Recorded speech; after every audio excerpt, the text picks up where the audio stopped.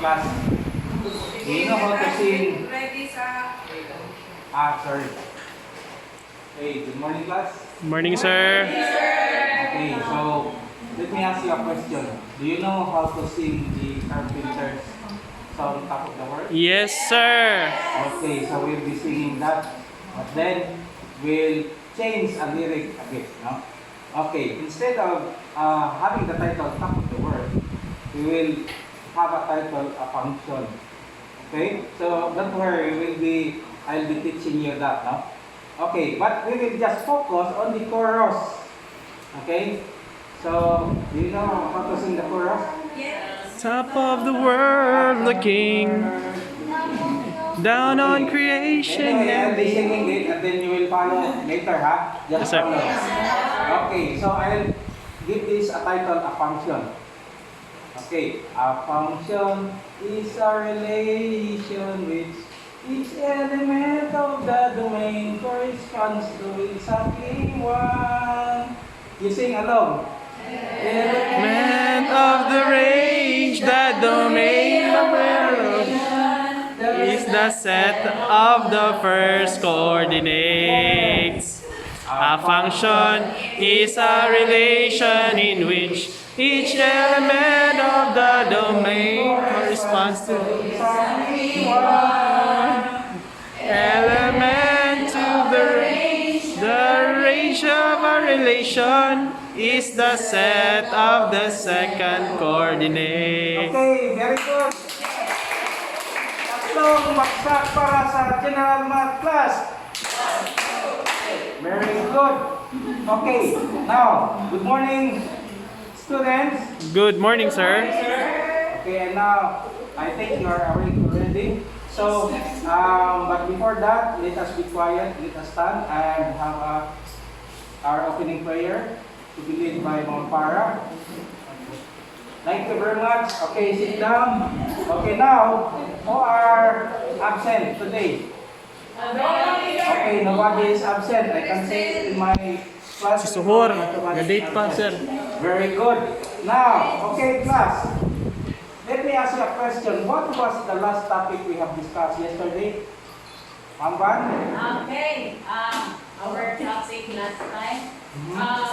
We discussed about the operations of function, the addition, subtraction, multiplication, and division. Okay, very good.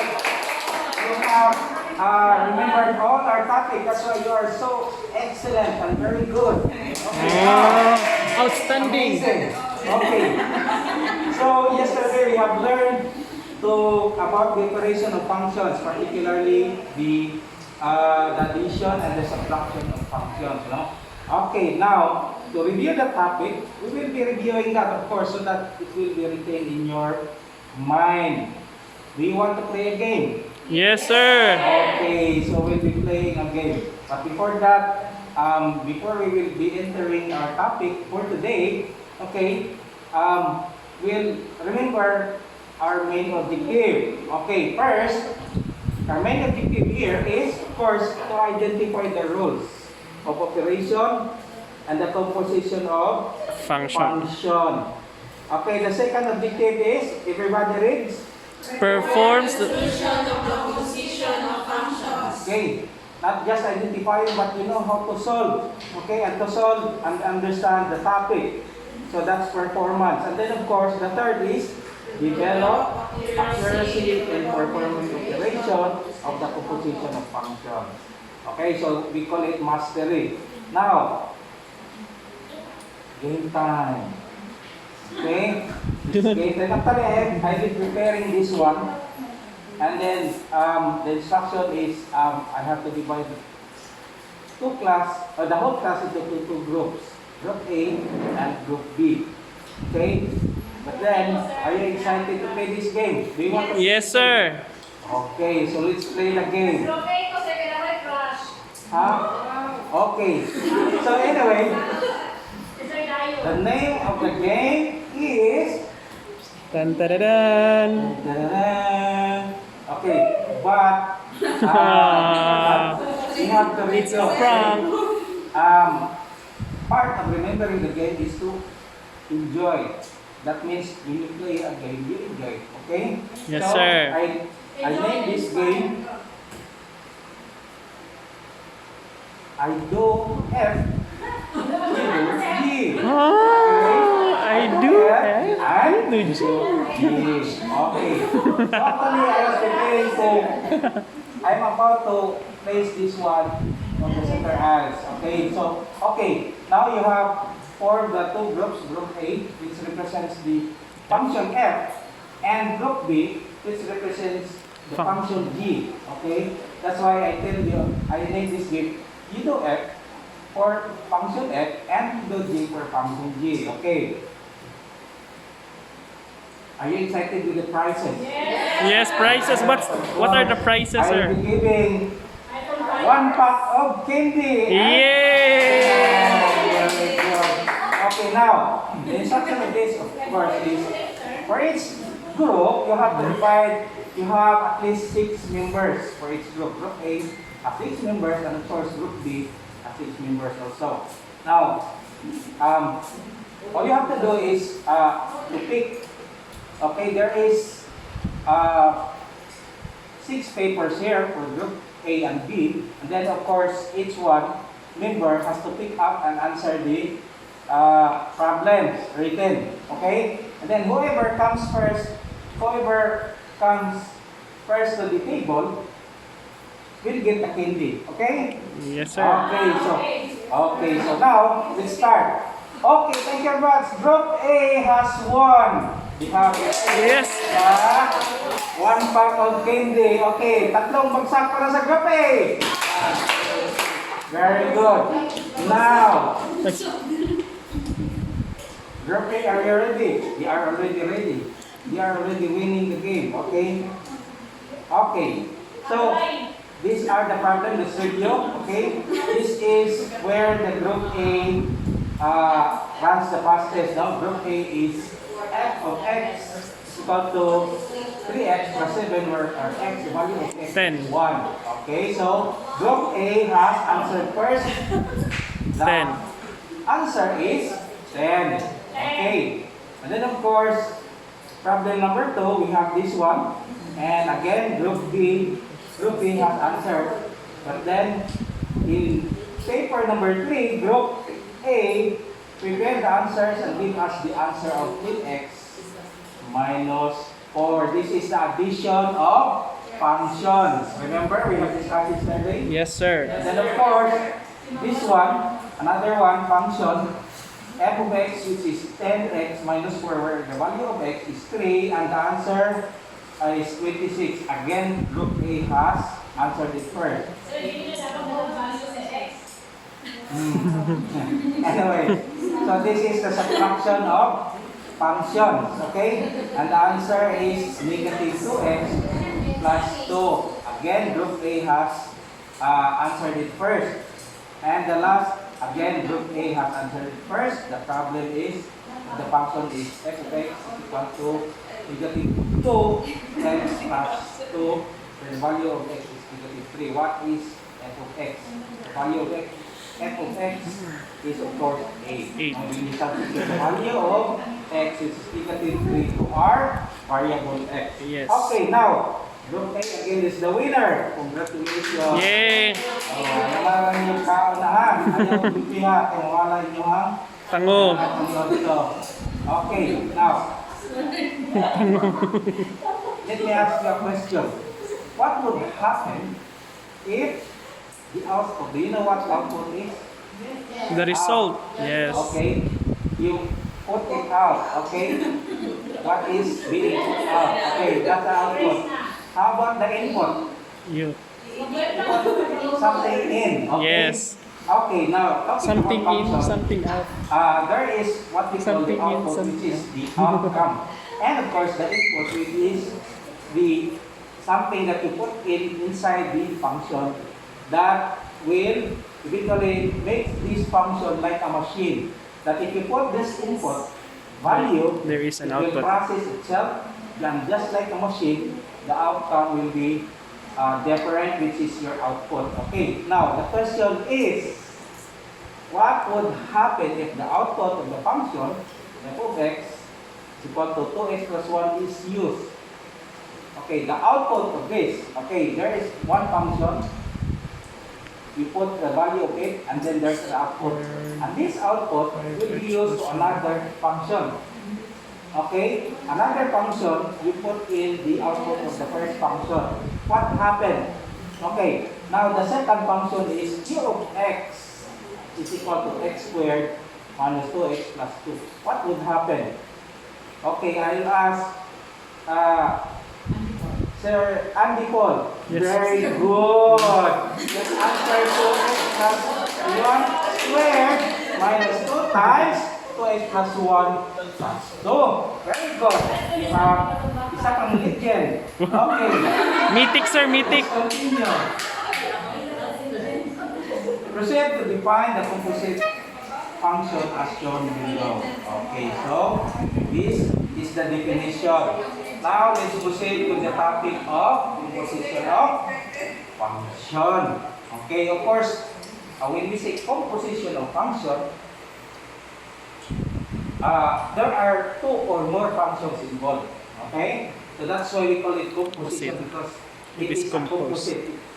It includes two or more functions. Yes, Okay, and each function has been represented by a letter. We say f of x, G. g of x, h of x, and so on and so forth. No? Okay, now, for the definition of our composite function, we should adhere to the rules. Okay, the rule says that f and g be called functions. Okay, it could be f, g, as what I had said, it could be h. It could be any letter. Okay, now the composite function denoted by f composes g. Now this zero is not a dot. It's not also a zero. It is a symbol. That symbol is called f composes g of X. x. And that should be read as F the function of of f of G g of X. Okay? Now, remember, these two are functions. F and G. But as you can see here, this g of x function has been the domain or the input of the F other of- function, which is F of X. to f of X. Okay? So, that is to be read again as F f of composes g of x. F of This is G. equal to the function of F of G of X. Okay. Now we call that a composite function a function composition. Okay, meaning there are two functions. Okay, a function Within a function. within a Function. f of x. A function g of x within the bigger outer function, which is f of x. Okay, now for our lesson proper, we have four given different given functions. That is the f of x, which is 2x plus 1. 2x plus 1, and the q of x, which is X squared minus 2x plus 2. 2x plus 2, and the r of x, which is 2x plus 1 divided by over x minus 1. and of course the g of x, which Square root is of x plus 1. plus 1. Now, what are we going to do with this? Of course, we'll be solving it, no? G Okay, of so x. the first problem says, simplify, find, and simplify the g composes f of x.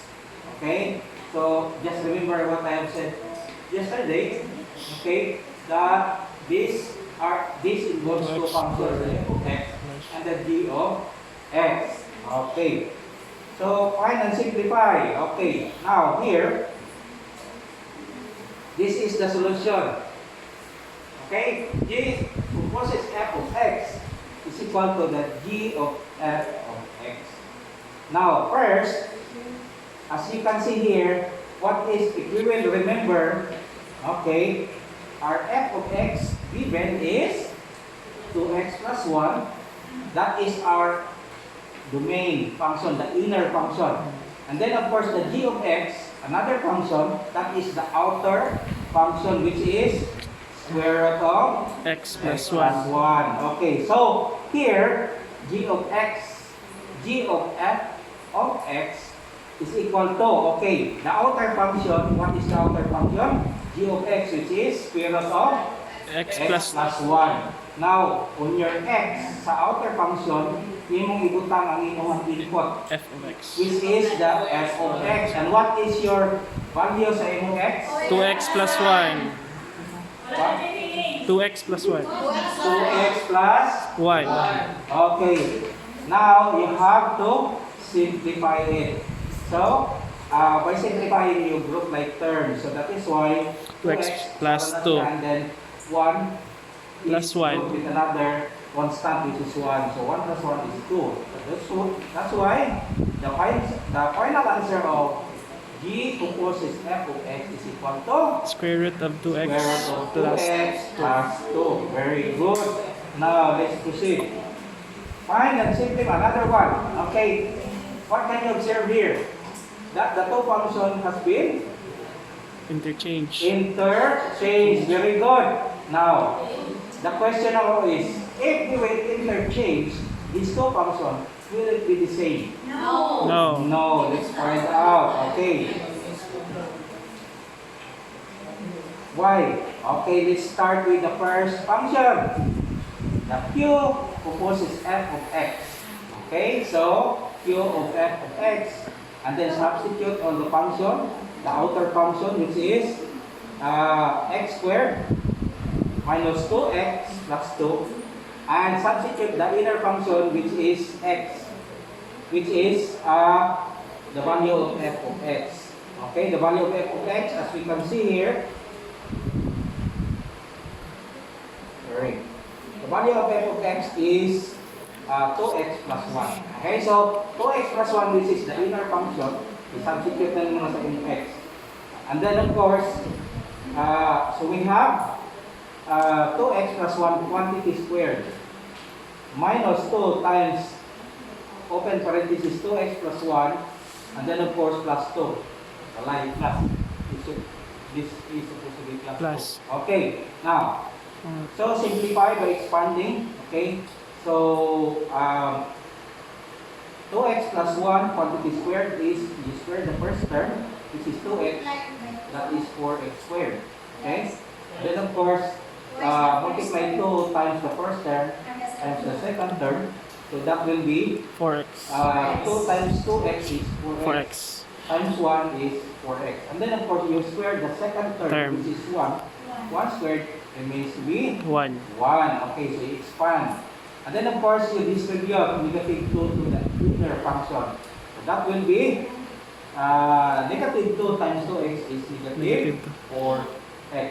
And negative 2, Dapat ma-negative 2 siya. distribute here, that will become Negative 2. negative 2. This one, you just simply distribute this one, so this becomes negative 4 minus 2. Okay? So, Pwede Japon. this becomes negative 2 plus 2, that becomes cancel. Right? Negative 2 plus 2 is 0. Then of course, what else? Simplifying, this will become negative 4 plus 4. Cancel out. Cancel hapon. So, ang mabilis is 4X squared. plus 1. So, this is the final answer of this composition of function. Function. Now, let's find out the other one, if we will reverse. Okay?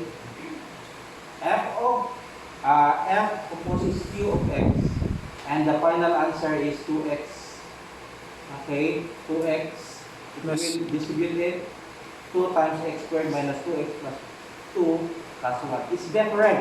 As you can see here, f of q of x is different from 4X squared q of f of x, which is 4x squared, plus 1. right? Plus 1. It's different. So, you cannot guarantee that if you interchange that, it will remain the same. No, it cannot be. It's not Now, we will commutative. have that real situation, real world situation later on. Why it cannot be? No? Like for example here, about the sale. Kinsa may ganahang sale sa Robinson. Okay? Kung mag-sale, kinsa may inyong tanawon dahil mga girls. Tanaw dahil sa mga ratio, pilay percentages. We will be discussing that we will be associating that later on with our topic, composition of function. Okay. So here,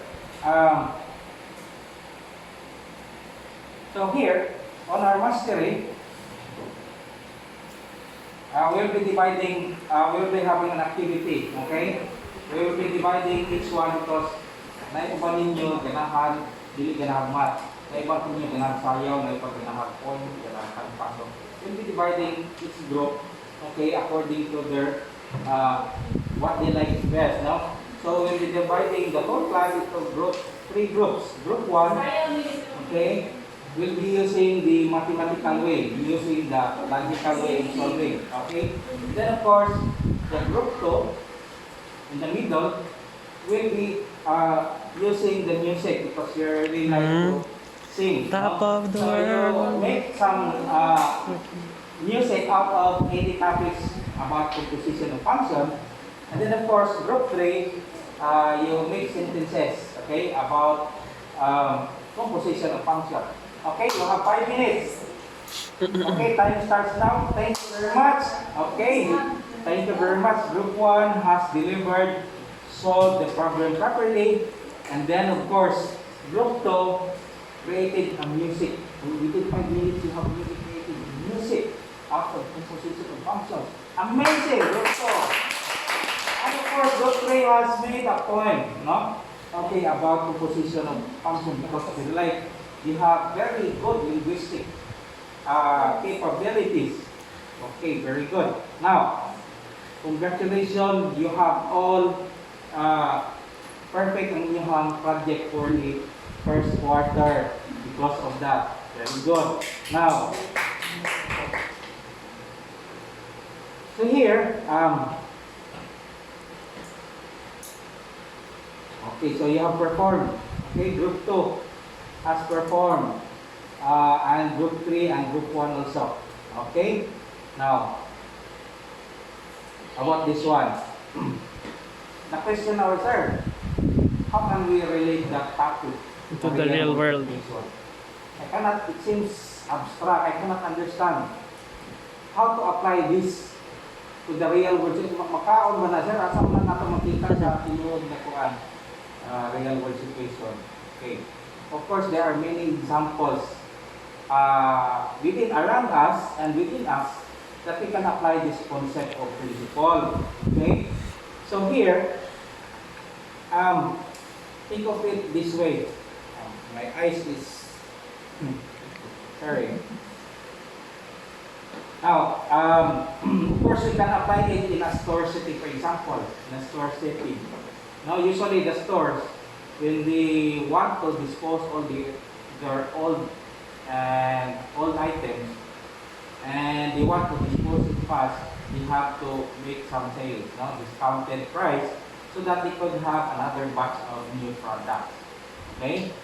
And part of that is to have a sale. Okay? 20% off, other selected products are 45 to 50% off, and so on and so forth.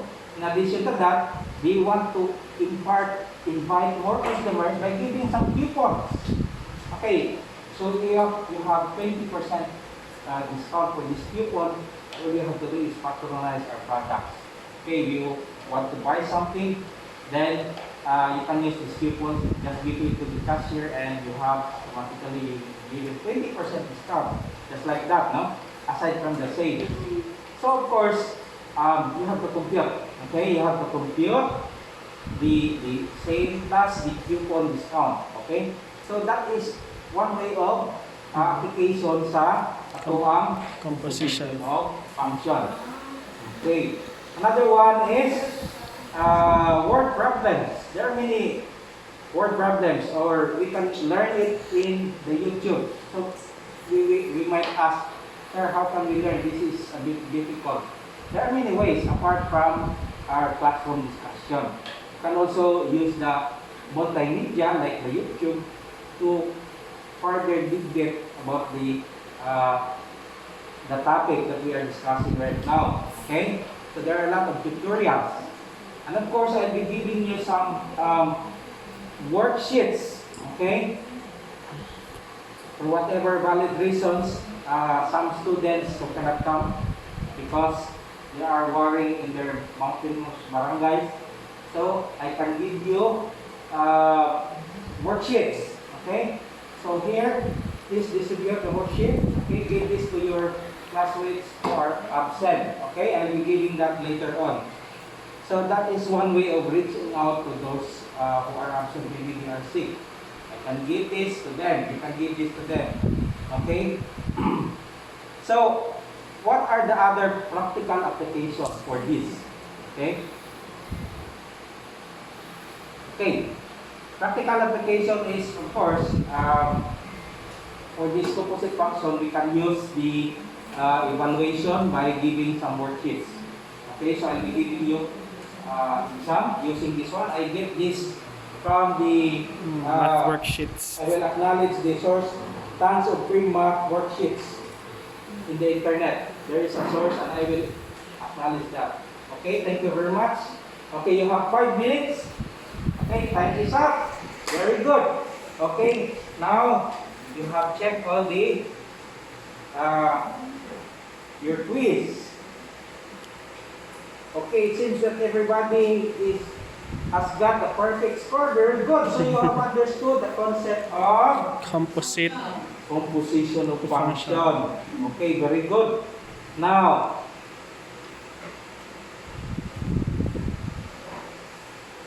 these are the answer. Wow, number 1. Perfect. Okay, so now I'll be giving you your assignments. Just look it up on our Google Drive. Okay, and I just post the assignment. It should be passed tomorrow morning. Is there any question, class? None so far, sir. Okay, so it's time for us to go, but before that, I will request everybody to stand up for a closing prayer. And I will request Sir Dayo to lead us in a closing prayer. Okay, thank you very much, class. Goodbye and thank you. Goodbye, class. Okay, see you around. God bless. Okay, goodbye. Thank you.